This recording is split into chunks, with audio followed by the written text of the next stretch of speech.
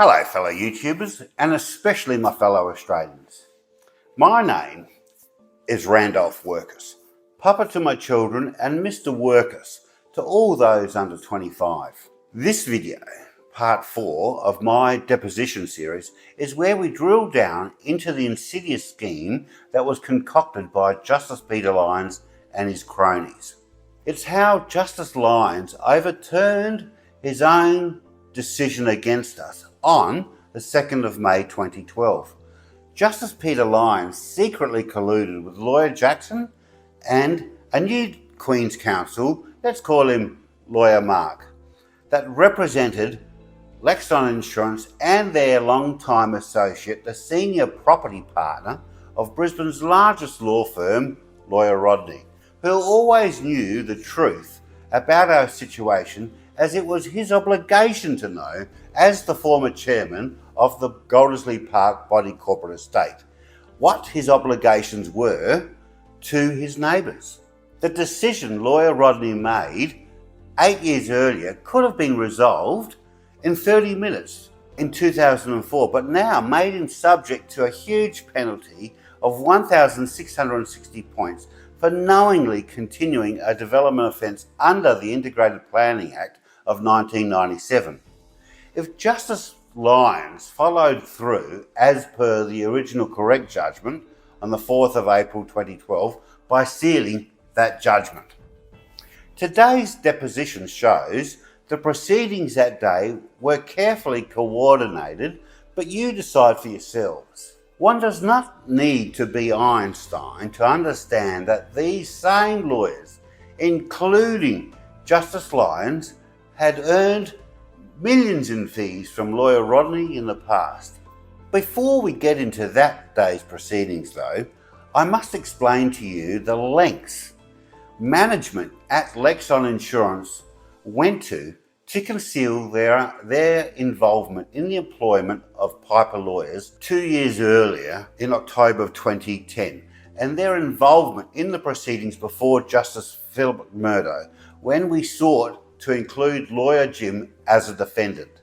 Lexon Insurance honoured a professional indemnity claim on behalf of Lawyer Jim 23 years after Lawyer Jim deliberately swindled the Brisbane City Council, the previous owner of our land, and the family that paid Lawyer Jim $42,000 in 1988. Now, if you have ever employed a senior law firm, you will know that they typically want funds deposited into their trust account before offering their services. In other words, they want to be paid yesterday for the work they do tomorrow. When we lost the proceedings before Justice Phillip McMurdo, when we attempted to include Lawyer Jim, I waited nearly a year until August 2011 before I received an account from Piper Lawyers, who I thought was employed by Lawyer Jim. The invoice was for $17,479, which I promptly paid by borrowing the funds from my family. Video 8 in my original series, When Theft is Legal, explains how I discovered Lexon Insurance was involved. However, one has to assume Lexon paid Piper lawyers 30 days after their invoice was issued to Lexon. When Lexon Insurance wanted to recoup their costs from my wife and I, they requested Piper lawyers invoice me a second time for the same service and then forwarded those funds, or those same funds, back to Lexon. Now, does that sound legitimate to you? An insurance company that is supposed to be above board and is owned by the Queensland Law Society. Clearly, this transaction was meant to remain a secret. These entire proceedings were obviously predetermined and rigged. In the period leading up to the hearing on the application for summary judgment by Lexon Insurance, Justice Peter Lyons kept asking our lawyer, Lawyer Tom, under what statutory authority do you seek protection? To which Lawyer Tom replied, IPA 1997, Section 6.1.23 and Section 6.1.24. Lawyer Tom's reply had been based on Lawyer Bill's expert property report, which itself was based on an incomplete FOI search at the Brisbane City Council. Justice Peter Lyons heard the summary dismissal application as scheduled in October 2011 and again asked Lawyer Tom the same question. He addressed Lawyer Tom but was actually directing the question to Lawyer Ben and Lawyer Jackson. I know this now as a fact. After 6 months of deliberation, Justice Lyons provided a winning judgment in our favour on the 4th of April 2012, which occurred 28 days before Lyons overturned his own decision on the 2nd of May 2012.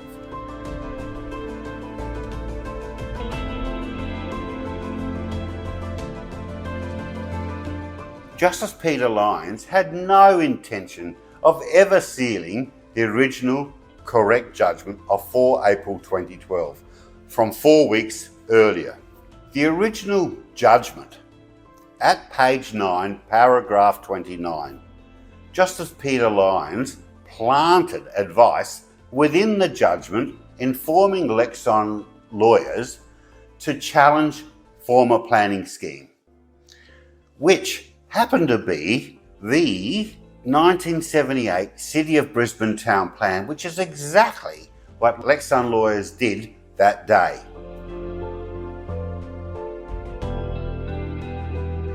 This is paragraph 29 that featured in the innocuous advice within the original judgment. The submission made on behalf of the plaintiffs that the 1987 approval was given under a former planning scheme was not challenged. Go figure. The rest of the paragraph in Lyons' judgment was nothing more than a red herring, designed to mislead in typical legal doublespeak, where academics attempt to convince you black is really white by filling the paragraph with information overload as it was referring to legal procedures that were completed in 1988, and that somehow that negated the entire need to be honest. The issues did not consider fraud or known facts like conditions running with the land, as any attempt by a developer at the time to knowingly seal a group title plan without conditions being met meant the issuance of that title was illegal. In layman's terms, he was attempting to baffle us with bullshit. I appeared in court on the 2nd of May 2012 and sat down in the gallery when proceedings started. Lawyer Mark QC stood and the proceedings soon turned into the strangest day I had ever experienced in a courtroom. For those of you that have never been in a courtroom, submissions are swapped between lawyers. Submissions are a detailed notification advising the justice and the opposing parties the legal arguments that will be presented during those proceedings so that lawyers can prepare substantive arguments in return. The submissions presented by lawyer Mark QC as its main argument refer to Section 22B of the 1978 City of Brisbane Town Plan, which is known as a transitional section, as to how the old 78 Town Plan would be treated when a new Town Plan would eventually supersede it, and clarified the transition, how it would take place. Essentially, it gave all power to the Brisbane City Council or its delegate and gave weight to the new town plan. In our case, Justice Peter Lyons was the judge and jury. Section 22B of the 1978 Town Plan had never been referred to and was conveniently omitted from the opinion penned by John Gallagher QC and his associate in 2009. Lawyer Mark QC took up the inconspicuous advice that was planted in the winning judgment 4 weeks earlier on the 4th of April 2012. I stress that at no time before had any advocate of the law during the entire set of proceedings ever referred to the 1978 City of Brisbane Town Plan. This is Court Document 75. Submissions as presented by lawyer Mark QC, who appeared before Justice Lyons on behalf of Lexon Insurance for the very first time on the 2nd of May 2012. See paragraph 8. The application made on 10th of March 1987 was made but not decided before the 1987 Town Plan came into force on the 13th of June 1987. It was an application for the purpose in connection with the superseded Town Plan being the 1978 Town Plan. It was decided as though the 1978 Town Plan had not been superseded, as evidenced by the internal references to Chapter 8 of the ordinances. The rights granted by the approval were exercisable as if the application had been granted before the 13th of June 1987, and the 1987 Town Plan continued and was enforced for the purpose of completing acts to be done for the subdivision of the land. Now, the assertion it was decided was clearly a work of fiction and was never going to be challenged by Justice Peter Lyons. Who decided what before lawyer Mark started presenting his submissions that day? Clearly, nobody had decided anything. They might have decided to collude before the proceedings, perhaps, but the matter was not determined in the courtroom. The proceedings had just started. Of course, the 1978 Town Plan had been superseded. It was the con, and I was being railroaded. Careful interpretation of the various subsections within Section 22B were clearly subject to appeal, and in any event, the 1978 City of Brisbane Town Plan had no statutory authority. The developer, lawyer Jim, committed fraud by deliberately combining two separate development applications and purposely signed off on the group title plan as being completed with the knowledge that the previous owner of our land was never going to receive his easement over the common property driveway as per the Brisbane City Council requisition and conditions B and G of the 9 July 1987 development approval.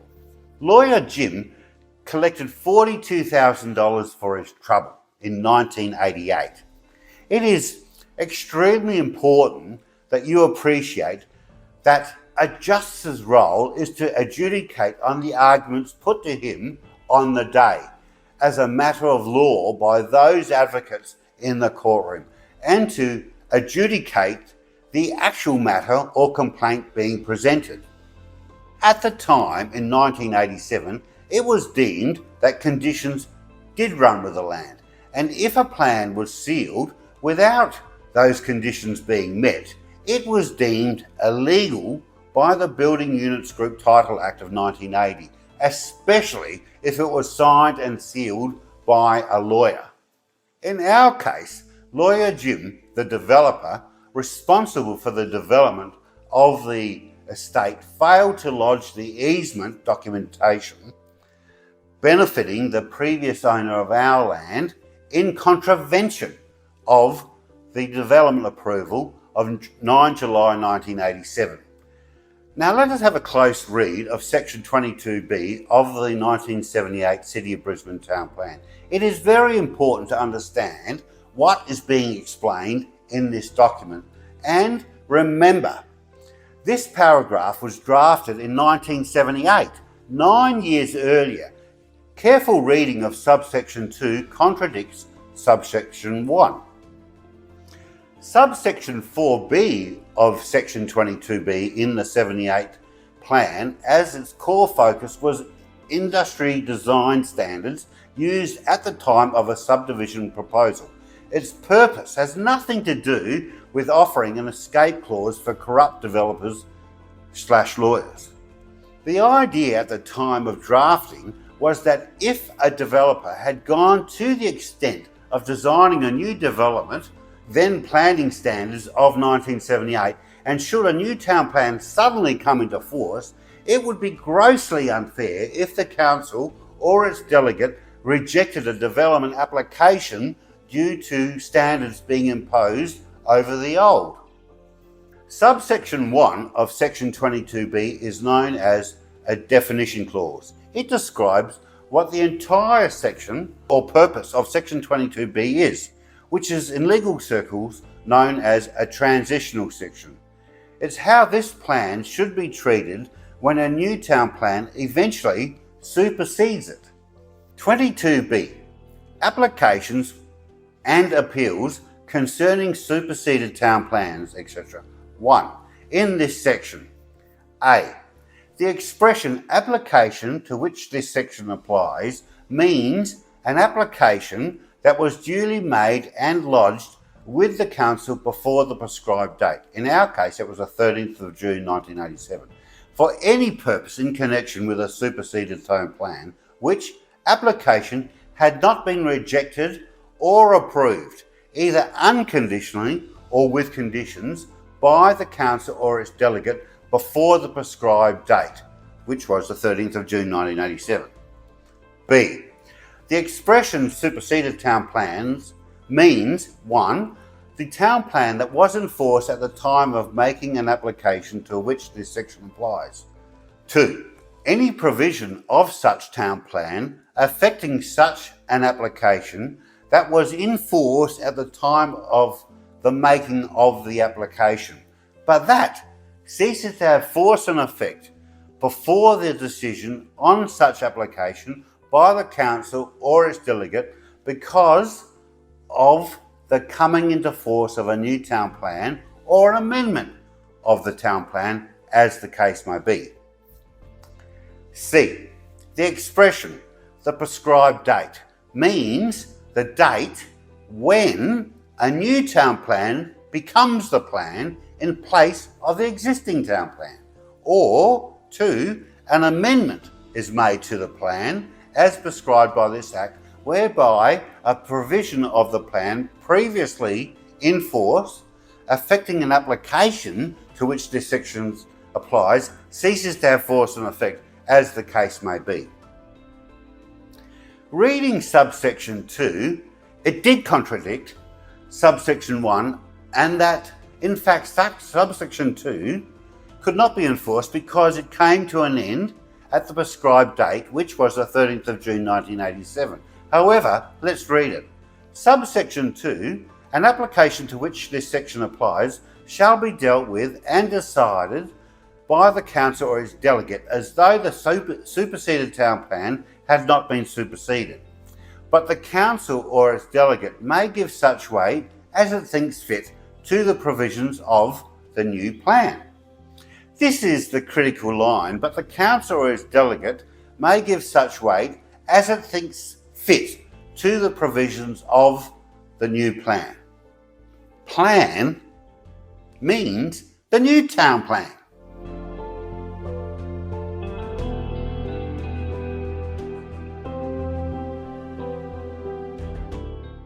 The new town plan that Justice Peter Lyons was actually adjudicating on that day was supposed to be the Integrated Planning Act of 1997, which sole purpose applied retrospectively back to the 13th of June 1987. Did IPA of 1997 protect a consumer from conditions not being met through an administrative error or fraud? The answer is most definitely yes. We were protected, as the group title plan was approved on the 9th of July 1987, immediately after the 1987 town plan commenced. Any reference to the old town plan prior to that date was absurd, as the statutory power lay with the Integrated Planning Act of 1997. Now let's read on. Section 3A, where an appeal is instituted under this Act in respect of a decision of the Council or its delegate on an application to which this section applies, an appeal is submitted pursuant to subsection 2. 3. In respect of such an application, such appeal shall be determined by the Court as though the superseded town plan had not been superseded, but the Court may give such weight as it thinks fit to the provisions of the new town plan. All power is given to the Council or its delegate, namely Lyons himself, as the plan referred to the Integrated Planning Act of 97 in this instance. Next paragraph is section 4B, which is critical as Lyons used this clause in his second judgment to rule against us after he secretly planted advice in his first judgment, the 4th of April 2012.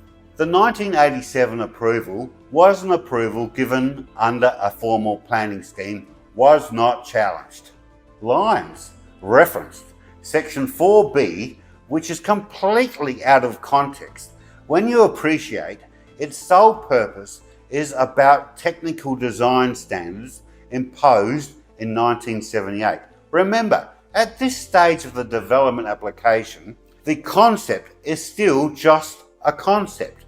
The development has not been approved for construction. It does not exist. The idea Lyons and its cohorts came to the conclusion that the development could be sealed without conditions being met is absurd, as construction had not begun. It was still only a proposal. The subdivision had not been approved for development. 4B, where any proposal to subdivide land or open a road has been approved by the Council conditionally or unconditionally under the superseded town plan and the prescribed date, any act, matter or thing remains to be done for the subdivision of that land or the opening of that road in accordance with such approval, then blah, blah, blah, blah, blah, blah. It was all irrelevant as it did not apply. This section refers to a proposal. The issues before Justice Lyons on the 2nd of May 2012 that needed to be adjudicated was acknowledging the statutory authority that provided protection was held by IPA of 1997. Did it protect my ex-wife and I as a consumer against administrative error or fraud, or should Lyons penalise his former contract employer, Lawyer Rodney, for continuing a development offence, and Lawyer Jim for committing a fraud as IPA 1997 applied retrospectively to the 13th of June 97, and the estate received development approval on the 9th of July 1987. The development application submission date into Council was irrelevant, and so was Section 22B of the 1978 Town Plan. It was all smoke and mirrors. It was a smokescreen. Either the Town Plan was enforced or it wasn't. You can't have it both ways. The approval date was protected by IPA of 1997. During lunch break on the 2nd of May 2012, Lawyer Tom, Lawyer Kathleen and I walked towards the Inns of Court when Lawyer Tom apologised to me, stating it's not fair that Lexon Insurance are allowed a second bite of the cherry, and then stated, get this, they lie. I offered to buy us all takeaway lunch moments after entering Lawyer Tom's chambers and being forced to wait in reception. Lawyer Tom handed me the 1978 City of Brisbane Town Plan open at Section 22B. Here, see if you can find something. At that time, I had no idea subsection 1 was known as a definition section, as that explains why subsection 2 contradicted subsection 1. The courtroom reconvened on 1 p.m. after another hour of debate. Justice Peter Lyons overturned his original correct decision. Then moments after proceedings concluded, I remained seated in the gallery contemplating How was I going to explain to my ex-wife how Lyons overturned his own decision he made 1 month earlier on the 4th of April 2012, and that we had lost everything? I was dumbfounded. Justice Lyons remained seated at his podium when my own lawyers packed up their things, their files, and exited out of the courtroom. Lawyer Mark QC walked towards Justice Peter Lyons' podium when Lyons spoke with a sense of accomplishment towards Lawyer Mark QC. May I suggest you now withdraw your appeal application? To which they both laughed and chuckled. Yes, Mark Lawyer said. At the time, I thought it was weird, and I did not realise their chuckle was at my expense. However, it did happen, and it's not a figment of my imagination. I had attended every hearing from September 2005 through to June 2013, but was not invited to the hearing held on the 20th of April 2012. Lyons sealed orders against me, yet I won the proceedings 2 weeks earlier on the 2nd of April 2012. When I checked, the invoicing statement highlighted that submissions for the proceedings on the 2nd of May 2012, they were prepared by Lawyer Jackson, Lexon Insurance, and certified by Lawyer Mark QC and Sheep Station on behalf of the body corporate of Goldersley Park. It reveals they all participated in the injustice of Peter Lyons' scheme. The missing pages in the FOI file revealed correspondence was received by the architect of the estate in December 1986 from the town clerk at the Brisbane City Council that insisted the development had to comply with the 1987 town plan. Any non-biased jury would affirm Section 4B of the 1978 town plan could not possibly apply due to the fact the project didn't exist. Construction could only legally commence after the approval date, which was the 9th of July 1987. The development approval date, 9th of July 1987, was subject to consumer protection by the Integrated Planning Act of 1997, as clearly the approval date was all important, as IPA 1997 only references development approvals. They would see the obvious sleight of hand for what it is, pure cronyism. It was despicable. Justice Peter Lyons planted advice in the first judgment that in hindsight you can see he had no intention of ever sealing the original judgment in our favour. The first judgment was never entered into the court file, and I later discovered that at least 30% of the court documents had been removed. The laws drafted in 1978 City of Brisbane Town Plan, the transitional section 22B, subsection 4, was never designed to create a rabbit hole for Justice Lyons and Justice McMurdo's long-time associates to get a get-out-of-jail-free card and to let Lexon Insurance wriggle off the hook for Lawyer Les's negligence. The missing judgment appeared on the internet after I complained to the Parliamentary Crime and Corruption Committee, part of the Queensland Government. And the point being, if it is publicly available, its conclusion is, I won the case. Why did we have to file an appeal within the Court of Appeal if we won the proceedings? Within days of my wife and I winning the first judgment, Lawyer Jackson QC, under the instruction of Lawyer Ben on behalf of Lexon Insurance, filed an appeal application within the Court of Appeal, even though the winning judgment had not been sealed. Why would Lexon Insurance do that if they deemed the judgment invalid? When you understand what occurred here, you will also appreciate our matter was predetermined as far back as 2009 as per the misleading $30,000 opinion penned by John Gallagher QC and his barrister associate that omitted Section 22B of the 1978 City of Brisbane Town Plan. I received a 23-page document of which only one paragraph is dedicated to IPA of 1997 on page 18. Paragraph 85, that referred to the Integrated Planning Act 97, Section 6.1.23 and Section 6.124, is extraordinary considering the entire set of proceedings under Justice Lyons' interpretation of the proceedings turned on the transitional section of Section 22B of the 1978 City of Brisbane Town Plan. Clearly, it was suggesting nothing to see here. There is an old saying, if you can't dazzle them with brilliance, baffle them with bullshit.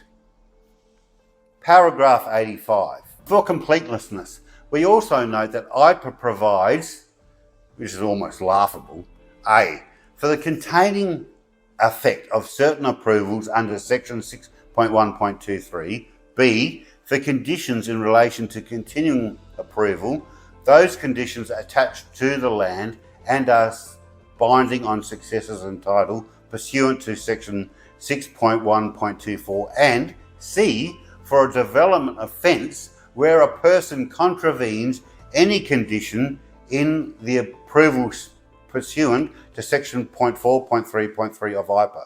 The entire document and our discussions during a 1-hour meeting with John Gallagher QC and his assistants was focused on previous precedents cases, and one in particular called Hill Palm, and the way the New South Wales Supreme Court found that conditions did not run with the land. It was suggested that I go off and I study the Hill Palm decision. I was being conditioned into thinking my case was hopeless. When it came to paragraph 85, it was explained that I was not protected against indefeasible title due to the development application submission date into the Brisbane City Council 10 March 1987, as IPA applied retrospectively to the 30th of June 1987. I remember asking, so there is nothing before then? And the reply was no. It beggars belief that a QC specialising in property law and his assistant were not familiar with the possible placement of a transitional section in the previous statutory legislation, the 1978 City of Brisbane Town Plan. Justice Peter Lyons obviously colluded with both John Gallagher QC, Lexon insurance lawyers, and Justice Phillip McMurdo. Justice McMurdo admitted to being an associate of the fraudster lawyer Jim in 2010 and ruled as lead justice 2 years later when he previously acknowledged he was a friend. Yet, he still did not see the obvious conflict of interest as lead justice in the Court of Appeal against us. It is sickening that I have been dealt this hand, that is insidiously and blatantly corrupt, and nobody will help me. I can never retire. The previous owner of our land passed away in a mental institution, and I have been sent into bankruptcy proceedings, and our 24-year marriage was destroyed. My businesses were destroyed. I was blackbanned from the construction industry for life due to phoenixing laws. I did nothing wrong. I received legal advice from our lawyer Tom in 2008 that our claim was effectively an open and shut case of negligence. The truth is that I received a giant piece of the puzzle approximately a month ago, in mid-November 2023. I could never understand why lawyer Jim seemed to be protected by lawyer Rodney. Lawyer Jim collected $42,000 in 1988. What was in it for lawyer Rodney? I have been in contact with a woman that is 40 years old that swears lawyer Rodney interfered with her sexually when she was a little girl at Kingscote, Kangaroo Island. And this underworld is associated with the magistrate Peter Lyons that was jailed for 25 years as a pedophile, then locked up at Mount Gambier in South Australia. Now, how can I substantiate this claim? I can't. But nice guys always seem to finish last. I will keep her identity confidential. I am assuming Lawyer Jim has something on Lawyer Rodney. The Queensland government, including the leader of the opposition, refused to respond, as those in the judiciary are beyond reproach. Apparently, the Queensland Law Society has closed its ethics committee, as they too never respond. Yet it is obvious the separation of powers is dead. The media have been silenced, and we are about to be drowned in new misinformation laws that will silence any claims of cronyism or corruption within the judiciary.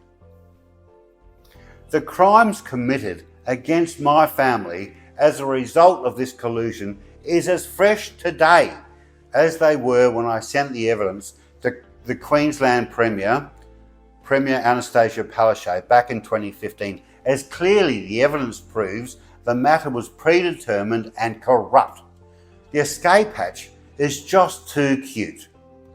The entire suggestion is absurd that all of the cards fall in their favour, and conveniently they are all immune to prosecution.